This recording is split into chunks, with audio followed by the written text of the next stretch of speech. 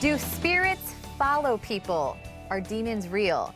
Can cameras really see what our eyes cannot? Well, we're about to find out the truth behind the paranormal activity depicted in the newest chapter in the groundbreaking horror sensation, Paranormal Activity, The Ghost Dimension. Here with us now is world-renowned parapsychologist and scientific investigator of paranormal phenomena, Christopher Chacon. Good morning, Christopher. So great to have you on the show. Good morning. Thank you. So talk to us about the newest chapter here. What can we expect for anyone who's never really been able to tune into this paranormal activity? Well, whether you're a fan of the horror genre or the subject matter, paranormal phenomena in general, I think this film, which is the final chapter in the saga of films, definitely takes it full circle. I think if you haven't seen all the films and you've seen at least the first one, this one kind of, it's different in the way they filmed it, because they've heightened the phenomena that takes place.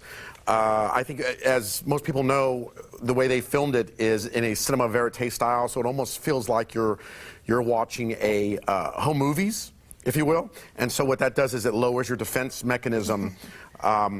It lowers your defenses in general, so when phenomena does happen, it pops out at you more. So it's a little bit scarier for those people who are fans of the genre.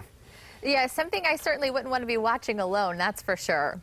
So how did you get started in this? Are you a true believer? Well, my belief system, I mean, I really try to separate that when I'm taking on clients who deal with phenomena, you know, and for the most part, I'm dealing with situations that if they bring me in, there's something very volatile happening.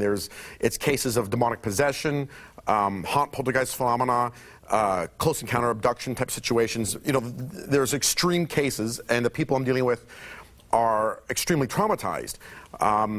You know, how I got into it was interesting because, I mean, I was in college, actually paying my way through college as a magician illusionist, and someone came to me and said that their house was haunted, it was keeping them up all night long, and they wanted to know if I can come in and take a look at it. And as a magician, you understand how people can very easily misperceive things. And I assisted those people, and then suddenly I began to get dozens of cases from people coming to me with close encounter cases of poltergeist phenomena. And then that one thing led to another, and I partnered with a parapsychologist for years, and we began to take on hundreds of cases. And then from there, I was recruited into a scientific think tank and trained as an anomalist to investigate phenomena all over the world with a scientific team. And before I knew it, about 30 years went by and investigating thousands of cases of like this. So through these thousands of cases, has there ever been a story or a case where you just kind of, you know, had to sit down for a minute and say, whoa, I don't really know what I'm looking at here? Anything that kind of threw you a curveball? Anything that sticks out? Oh, yes, absolutely. Quite often that has happened. You know, I think I should first say that, you know, a good 70 to 80% of the cases did have rational explanations behind them. They were psychological, physiological, environmental, circumstantial, regarding what was really causing the event. And the event, I mean, to most people, they would have been convinced that, you know, this phenomenon is really happening, but in fact, there was other rational explanations behind it.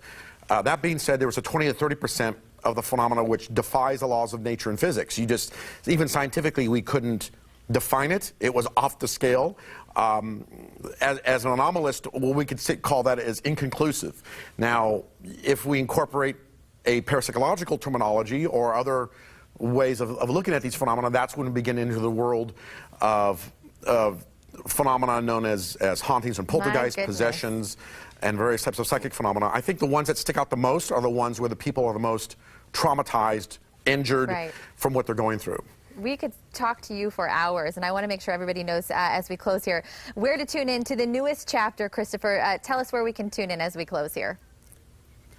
Yes, you could sign on today. You could download it today on Amazon or iTunes. And if you don't want to download it today, although if you're a big fan of it, you should definitely check it out to see, you know, get the bookend, the whole series. It's also going to be available in the first couple weeks of January on DVD and Blu-ray. Christopher, thank you so much. Great having you on the show. We're also